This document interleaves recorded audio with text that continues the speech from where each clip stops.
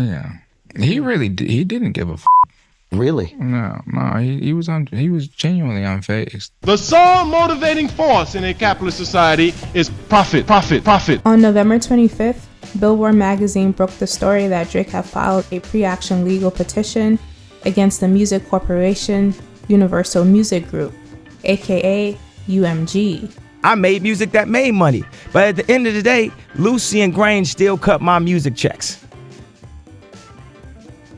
As powerful as my voice is, Lucian still runs 50% of the music industry. The November 25th petition accused UMG of violating the RICO Act to artificially boost the sales, streams, and popularity of Kendrick Lamar's Not Like Us.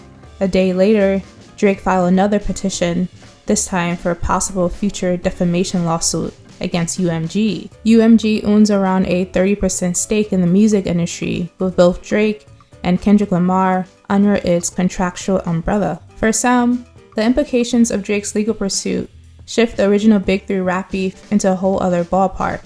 But for hip-hop heads like me, who've been watching the collision of hip-hop and late-stage capitalism, the red herrings have always been there. I'm Sayou Cooper, and this is The Griots, reporting on hip-hop culture through a mix of soapbox editorials, weird commercial breaks, and some very serious guests.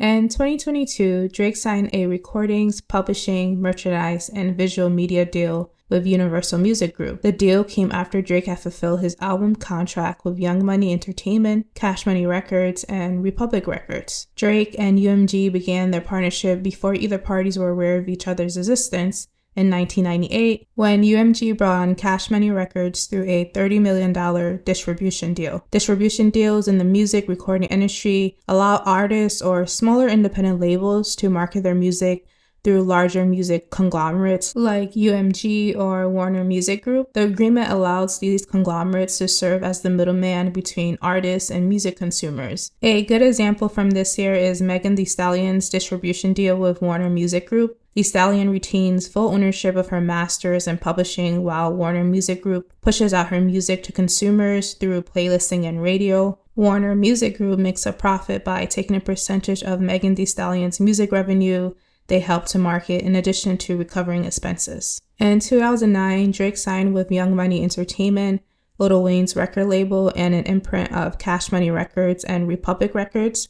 Republic Records was bought by UMG in 2000, and under this contract, Drake released 8 studio albums. Drake's old YMCM Republic contract and the newer 2022 deal with UMG are a puzzle because no respected media sources can confirm details of the actual contract. Media outlets rely on speculation and commentary from industry insiders, but most allude to Drake's 2022 deal with UMG to be around $400 million. Up to now, Drake's professional relationship with UMG was one of mutual benefit. Through UMG's quid pro quo business ties with radio and music streaming platforms, he's broken records rappers haven't done before. Of course, there's been huge commercially successful rappers like 50 Cent and Lil Wayne, but none of them have Drake's longevity. Since the release of Nothing Was the Same, his later projects always break some streaming records. Drake raps about this dominance in 2013's Paris Morton Music 2.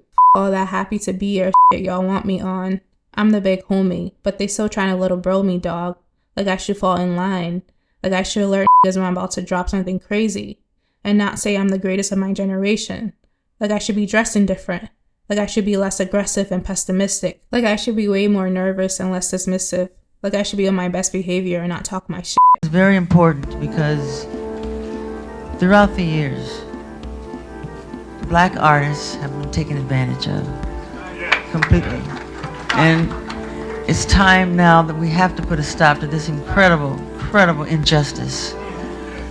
And like Mrs. Sharpton was saying, a day after Drake's first petition, hip-hop journalist Rob Markman shared he was approached by a team connected to Drake's OVO to show the boy some love during the disses back and forth. Markman noted money wasn't offered, but instead the whitelisting of Drake's songs and his videos and some access and information. He declined the offer. A lot of intense meetings yesterday, getting this Thug Travis Quavo record out the door hopefully in the next day. Drake's initial petition argued that UGM, directly or through Interscope, which has a joint venture with Kendrick Lamar's former label, TDE, also conspire with and pay currently unknown parties to use bots to artificially inflate the spread of Not Like Us and deceive consumers into believing the song was more popular than it was in reality. Bots are software programs designed to mimic human behavior to appear to be real social media accounts. This petition wasn't actually a lawsuit, but the first step in building up evidence and information requests from UGM for a possible lawsuit in the future. Going further, and cited directly from Billboard magazine, Drake's attorneys claim that UMG carried out its scheme in a variety of ways, including by charging Spotify vastly reduced licensing rates in exchange for the streamer recommending the song to users who had searched for unrelated songs and artists. Again, quoting directly from Drake's petition, Spotify is the world's most popular audio streaming subscription service. Spotify pays music companies like UMG for the right to license songs so it can play them on its streaming and subscription platforms. Going further, the petition stated, based on UMG's financial reporting, Spotify paid UMG around $2.28 billion in 2023, which amounted to 19% of UMG's total revenues in 2023.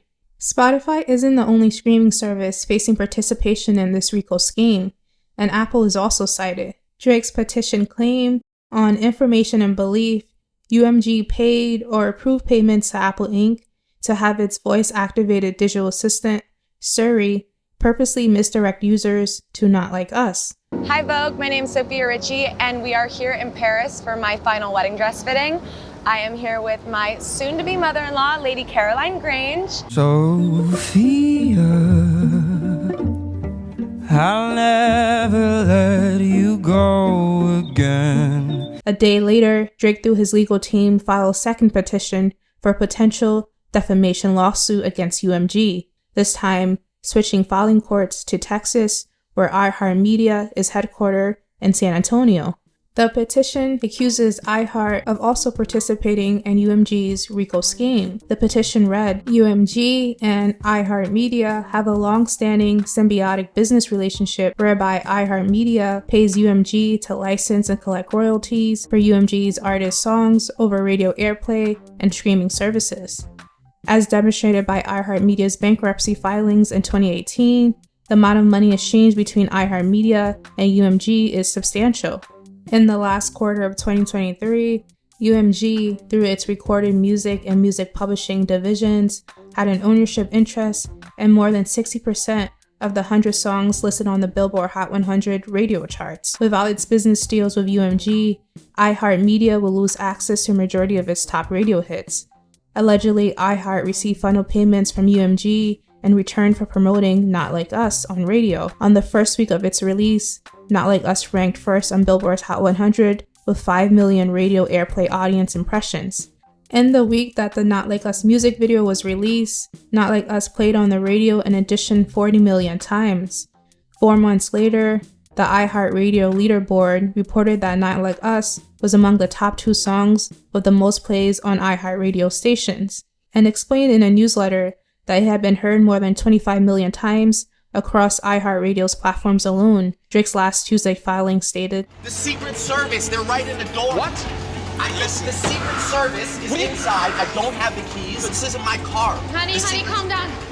Oh, she's pregnant. Oh my God. When Drake's petitions went public and spread to media outlets, Instagram blogs, and rap Twitter, the most recurring question on everybody's mind was why? What could be his motives around a reputation-damning move? Immediately, the optics were bad and in favor of his opponent, Kendrick Lamar, who released his 6th studio album, GNX, a few days earlier. For most hip-hop heads, Drake's petitions portrayed him as a sore loser in the rap battle who could not accept that the conscious messiah, Lamar, had outmaneuvered him in his own game. The game? Music industry politics. From allowing YouTubers to play his diss tracks without copyright strikes, to the pop-out concert curated by Amazon, it was clear Lamar's team at PG Lang and Interscope were aware of the cultural and business aspects of his victory lap. Some of the accusations directed at UGM and Drake's petitions are plausible, considering the long history of music corporations financially benefiting from beefs in rap music. Look at the tragic deaths of Christopher Wallace and Tupac Shakur. During Nicki Minaj's Queen era, she consistently spoke out against the use of payola and bots in rap music, criticism directed at her contemporaries like Cardi B and Travis Scott, who are both rappers obsessed with their numbers and chart placements. Drake's motives from last week's filings can be split into two brackets: his business relationship with Lucian Grainge's UMG and his cultural relationship with hip-hop. Arguably, at this point, it seems Drake doesn't care about either. Despite what others might be peddling, that Drake is in denial about his loss and one of the greatest rap beats of all time, the evidence shows Drake is very hyper-aware of this loss, particularly his precarious cultural significance in rap music, a genre that was hesitant to give him the crown and conclusively said no with Kendrick Lamar's Not Like Us. Drake's legal tactics streak more of a final FU to Kendrick Lamar and the culture, who had long declared him a winner before the battle even began. The petitions in Drake's viewpoint, killing two birds with one stone, forever questioning the legitimacy of Not Like Us' success,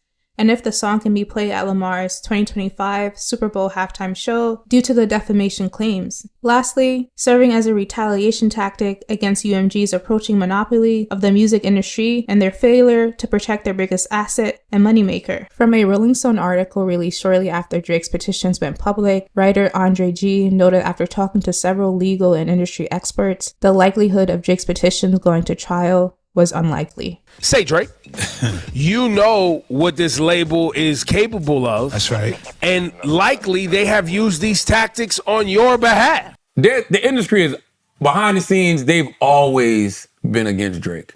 Or he's a selfish, lying, manipulative sack of who has made enemies for 15 years. Public facing, a stakeholder most unaffected by Drake's petitions is Kendrick Lamar. The Compton rapper has won the lyrical and culture wars, surpassing streaming and sales numbers this year that won't eclipse Drake but narrows the margin. His sixth studio album, GNX, is on its way to having the biggest first week sales from a rap album this year. A majority of hip-hop consumers view him favorably, and while Drake's petition split attention away from his release, hip-hop heads are still listening and enjoying the music, with the West Coast GNX tape a lighter but zealous reflection on the Big Three battle aftermath. From his September release, Watch the Party Die, Lamar contemplated the death of hip-hop, wavering in and out of his savior complex, and a chorus that ends with, "God bless these words, dear God bless how I think. Dear God, draw the line, they trying to confuse them with me. Dear God, please forgive me, you knowing how hard I tried. I think it's time to watch the party die." In 2024, Elliot Grainge became the CEO of the Atlantic Music Group. His father is Lucian Grainge, the CEO of Universal Music Group.